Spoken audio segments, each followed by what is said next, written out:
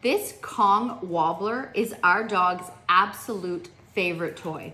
Honestly, as soon as he sees it, he starts to go nuts and he is super excited.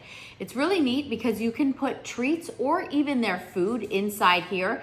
You can put it through the hole, or you can unscrew it and put them in there.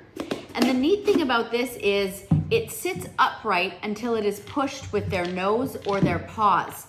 So basically it rolls around, it spins, and then occasionally, like when they get at the right time, it will dispense the treats or the food. So we use ours for treats, but I've actually seen people use it as a slow feeder for their dogs that if they're worried that they're eating too quickly, so you can put it in here and then eventually, you know, they will be able to get all of their food out.